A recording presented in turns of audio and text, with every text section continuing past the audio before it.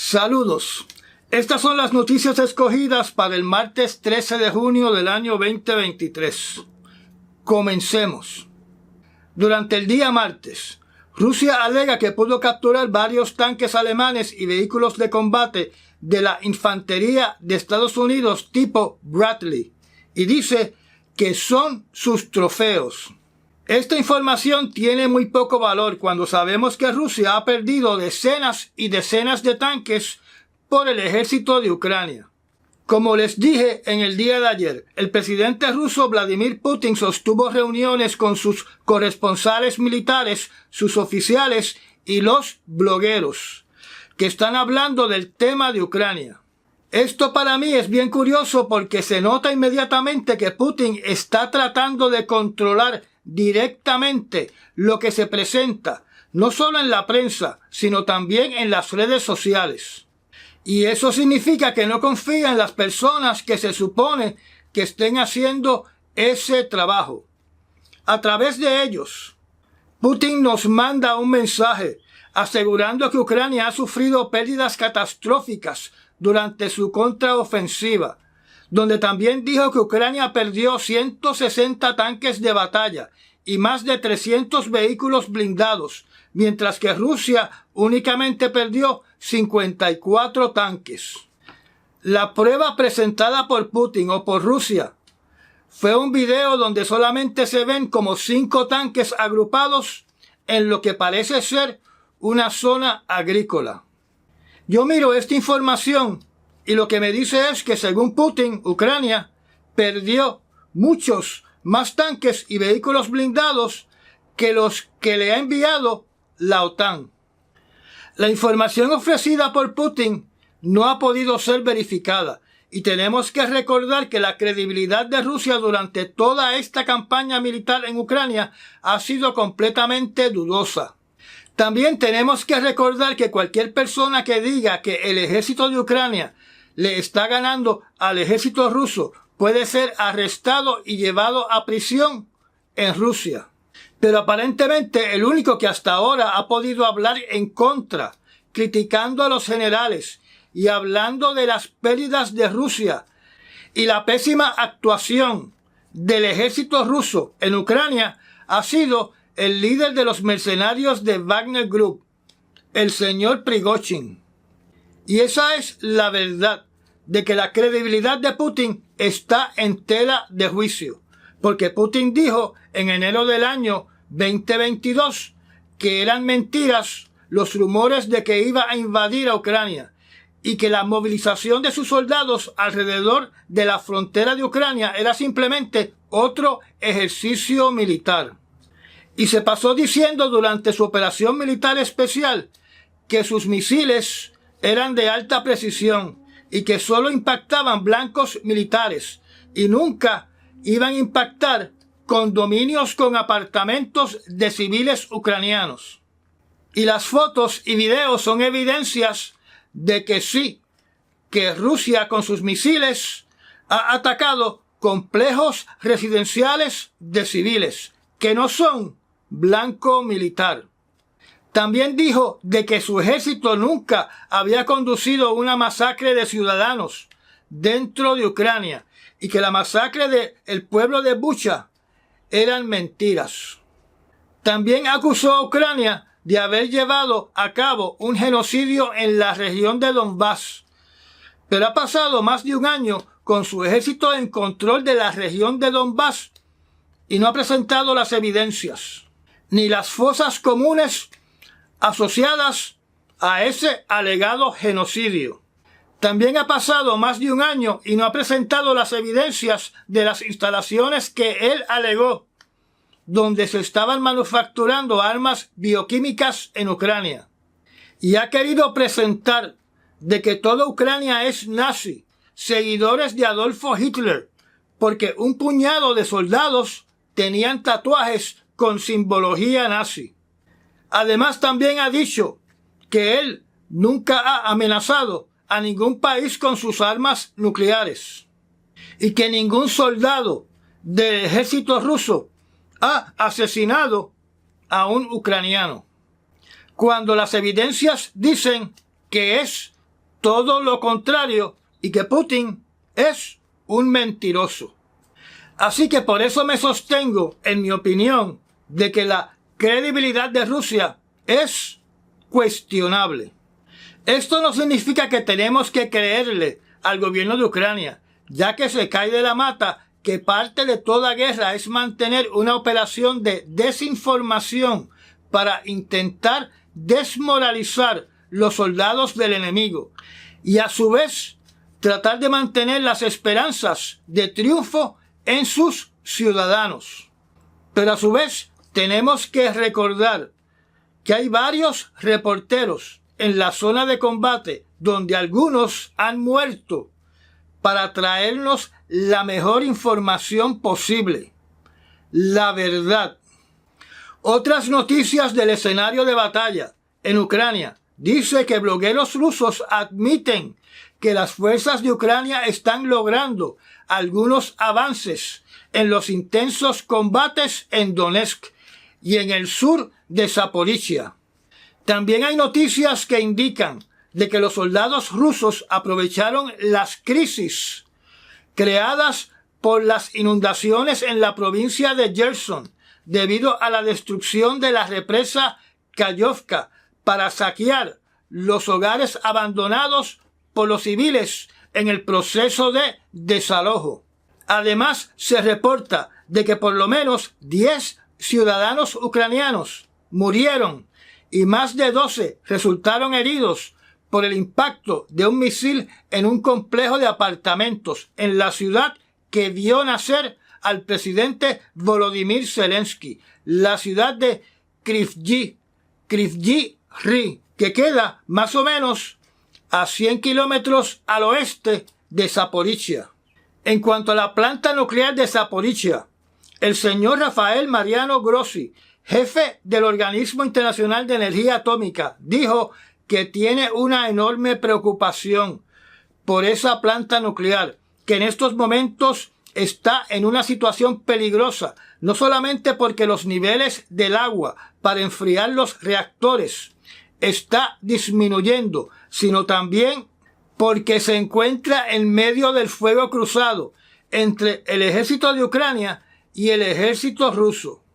En la OTAN, su líder, el señor Stoltenberg, dijo de que los progresos en la contraofensiva de Ucrania continúan e indicó de que esos avances muestran la importancia de que la alianza, refiriéndose a la Unión Europea y a la OTAN, apruebe más ayuda militar para el ejército de Ucrania.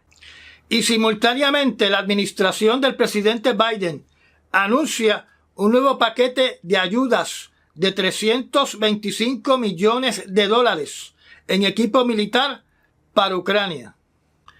Putin ha prometido sanear el territorio de Ucrania en la frontera que da hacia la ciudad rusa de Belgorod, si continúan los ataques del grupo de rusos voluntarios que salen del territorio ucraniano para conducir lo que Putin llama actos de sabotaje y terrorismo. Este grupo de rusos tiene como meta la creación de una revolución dentro de Rusia para sacar al presidente Putin del poder. Pero es demasiado pequeño para tener cualquier tipo de éxito contra el gobierno de Rusia. Sanear prácticamente significa dejar sin vida una localización, un lugar o una zona.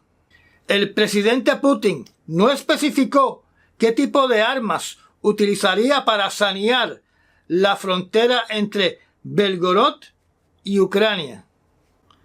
En Belarus, el presidente Alexander Lukashenko dijo el martes que no dudaría si su país enfrenta una agresión en utilizar sus armas atómicas.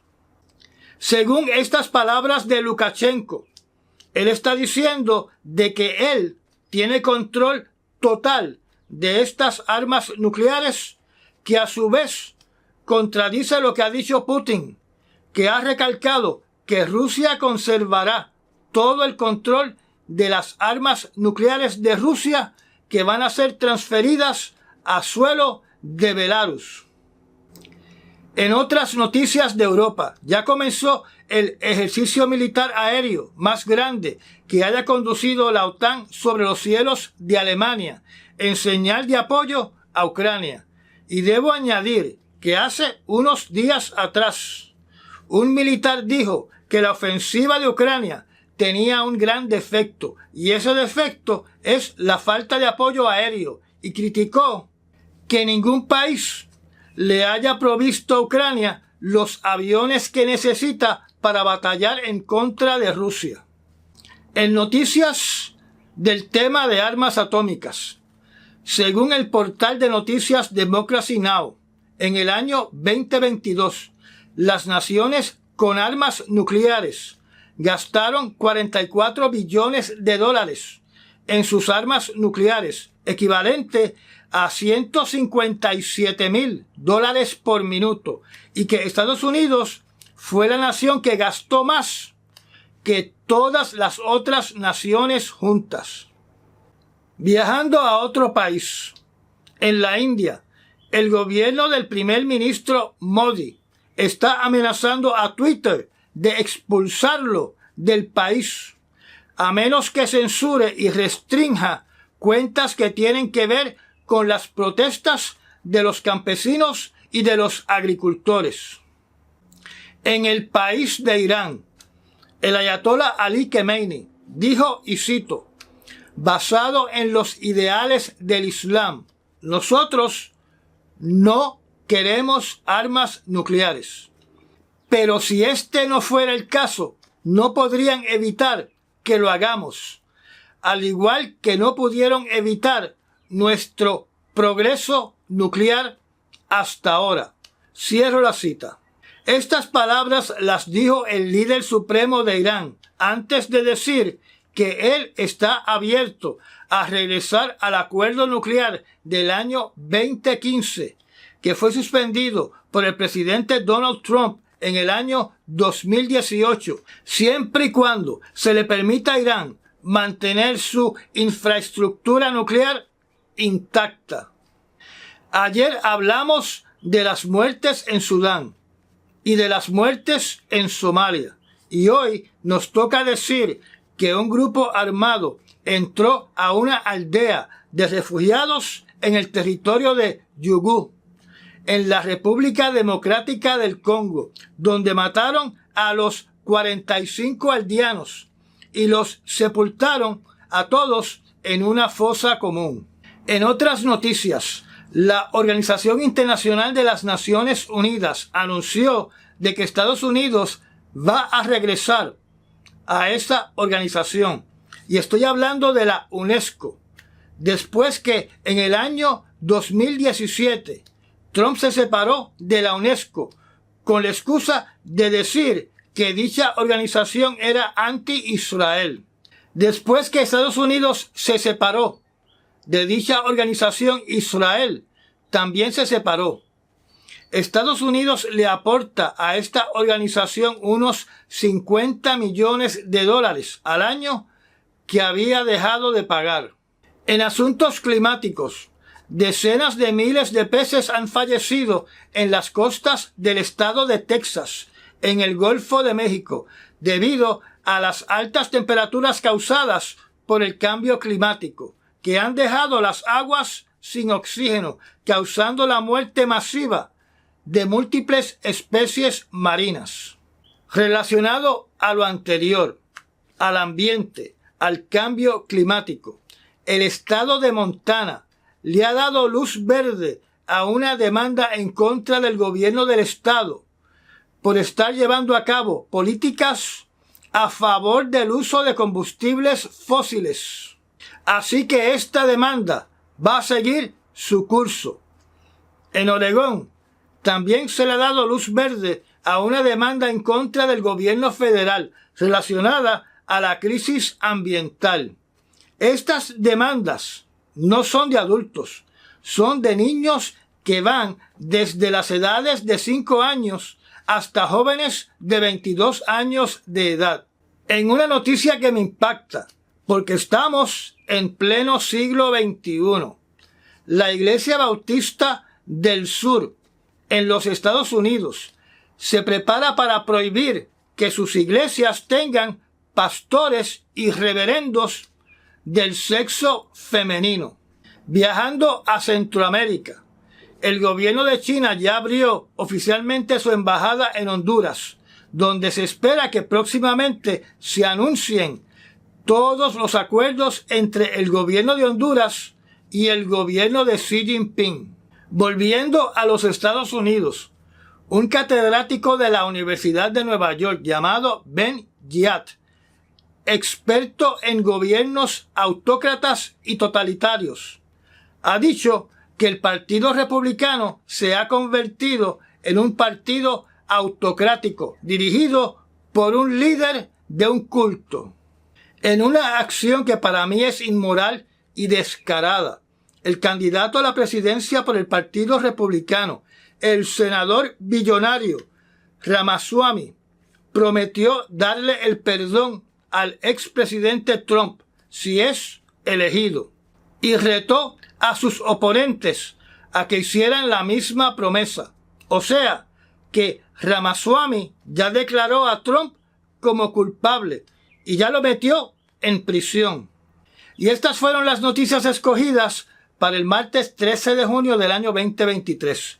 Recuerda recomendar este resumen noticioso para que este proyecto visual pueda seguir creciendo. Me da un like. Gracias por los super thanks. Y nos vemos mañana en las noticias del 14 de junio. Hasta mañana.